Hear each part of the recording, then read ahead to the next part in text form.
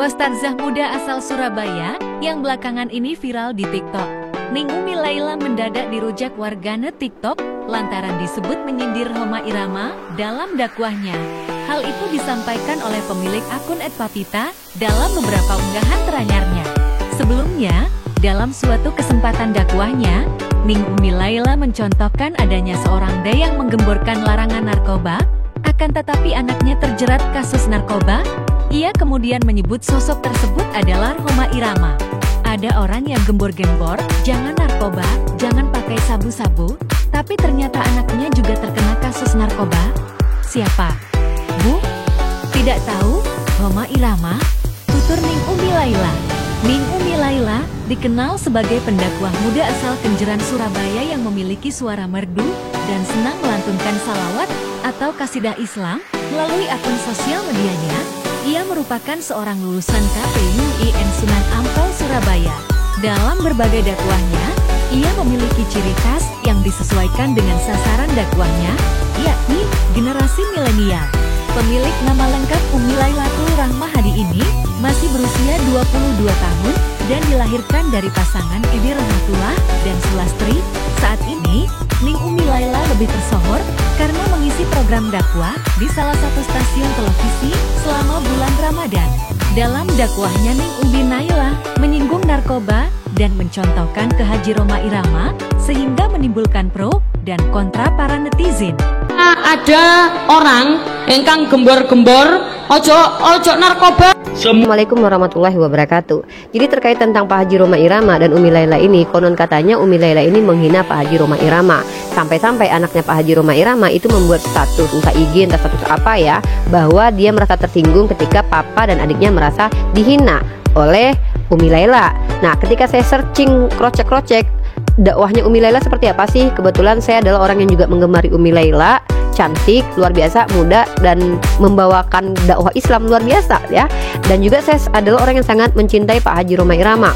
Beliau bukan hanya sekedar penyanyi dangdut atau aktor, beliau juga adalah pendakwah. Melalui musik beliau berdakwah, mengingatkan umat Islam untuk selalu di jalan Allah. Nah, jadi ketika ada orang-orang yang mengatakan bahwa Umi Laila menghina Pak Haji Rhoma Irama, saya cari videonya. Ternyata di situ Umi Laila mengatakan bahwa ada orang yang gembar-gembor menyampaikan jangan narkoba, tahu-tahu anaknya kena narkoba dan disebutkan namanya siapa? Pak Haji Rhoma Irama atau Rhoma Irama kata dia. Nah, apakah itu penghinaan? Mari kita bahas. Nah, yang saya lihat adalah Umi Laila itu memberikan informasi kepada jemaahnya, ada orang seperti yang diceritakan, dan itu adalah informasi yang sudah diketahui publik.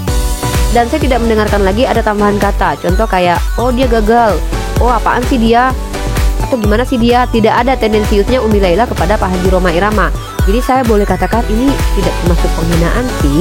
Bahkan kalau kita lihat dalam Al-Quran, Allah menginformasikan kepada kita bahwa Nabi Nuh saja sebagai seorang nabi itu anaknya sendiri durhaka. Nah, bukan berarti Allah sedang menghinakan Nabi Nuh, mengatakan Nabi Nuh gagal sebagai seorang ayah. Tapi hak keluarga itu tersinggung mungkin saja karena gini, suul adabnya mungkin menurut netizen pro keluarganya Pak Haji Rhoma Irama mungkin saja karena Umi Laila sebagai seorang ustazah itu menyebutkan nama, seolah-olah mengingatkan kembali apa yang terjadi gitu, mengulang-ulang sebuah peristiwa yang seharusnya tidak perlu diulang-ulang. Mungkin begitu kali ya, karena beliau seorang ustazah. Nah, memang dalam Al-Quran sendiri ketika Allah mention orang-orang yang tidak disukai oleh Allah seperti Fir'aun, Samiri, Korun, orang-orang yang berbuat salah seperti Abu Lahab, itu tidak menyebutkan nama, tapi menyebutkan gelar sebagai contoh gitu.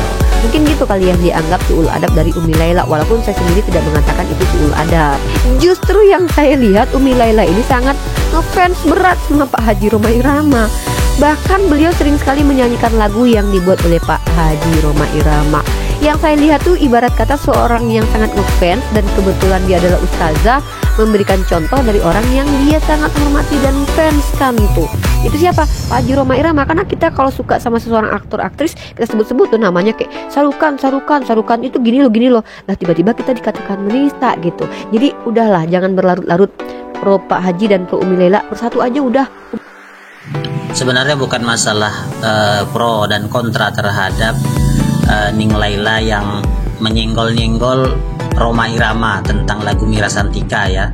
Yang mana kita tahu anak dari Rhoma Irama yakni Ridho Rhoma tersandung kasus narkoba ya. Sementara Rhoma Irama itu punya lagu yang sangat fenomenal, yakni Mira Santika, tentang minuman keras dan narkoba ya.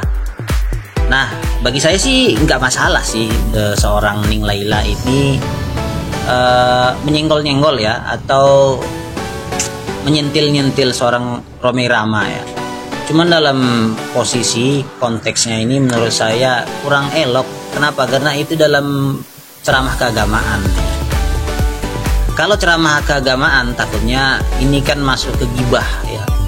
Gibah itu bukan berarti fitnah. Memang bener, gibah ini fakta. Makanya banyak orang bilang, loh dia ngomong fakta kok katanya. Emang fakta, tapi fakta itu kalau dikata-katain itu menjadi gibah, dan gibah itu perbuatan dosa ya. Kalau seorang ustazah tidak paham apa itu gibah, bagaimana dia bisa mencerahkan audiensnya, mencerahkan jemaahnya ya kan?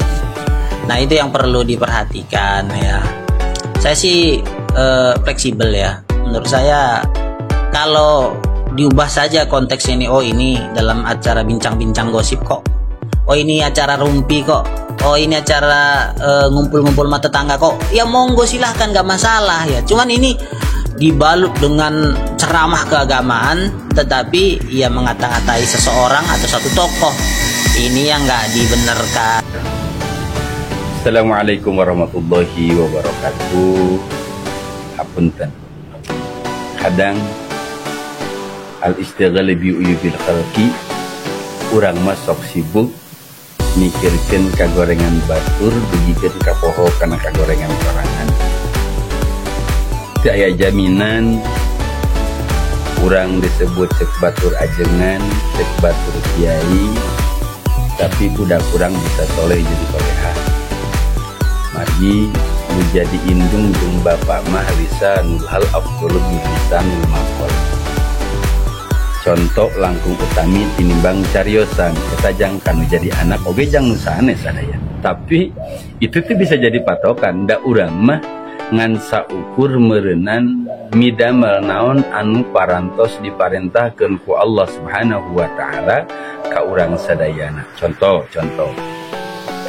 nalika nu jadi guru, imma guru ngaji wa imma guru sakola, lamun urang boga cita-cita ngajarkeun santri urang bahwa santri urang teh kudu bisa, itu mual bisa. Naon margina da anu ngabisakeun mah lain urang, tapi Allah Subhanahu wa taala. Tugas urang mah ngajar, tugas urang mah ngajak, tugas urang mah panginten babarengan dina jalan kahadean.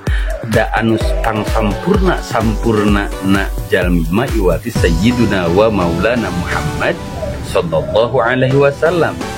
Laqad kana lakum fi rasulillahi uswatun hasanah. Bahkan lam didinya disebat lam ibtida uzallatu. Qad sarua disebat harfun tahqiqun anu nganyatakeun sarua. Qad kana asukana fi'il madi. Laqad kana nyata bener-bener bukti fi rasulillah dina utusan Allah, uswatun suri tauladan anu hade. Fi rasulillah disebat khobar muqaddam mubtada muakhir. Wa akhbaru bidarfin au biharfi jarnawi nama naka anin awistaqor. Uswatun hasanatun ay qudwatun hasanatun, yaitu suri tauladan anu hade. Disebat kalimah mutarodin cek mantek mah. Wa isbatul alfadilil ma'ani khamsatu aksamin bila nuksoni tawaddu untasaku kunta khulufun kaza istiraku aksufu tarodufun.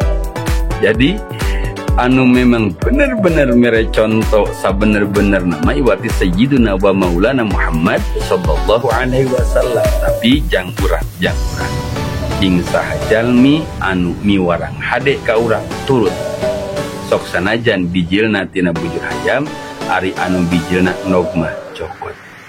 Da urang mah disebut ustad cek ajengan cek manusia. Da urang mah disebut ajengan cek manusia. Da urang mah disebut ustadah cek manusia.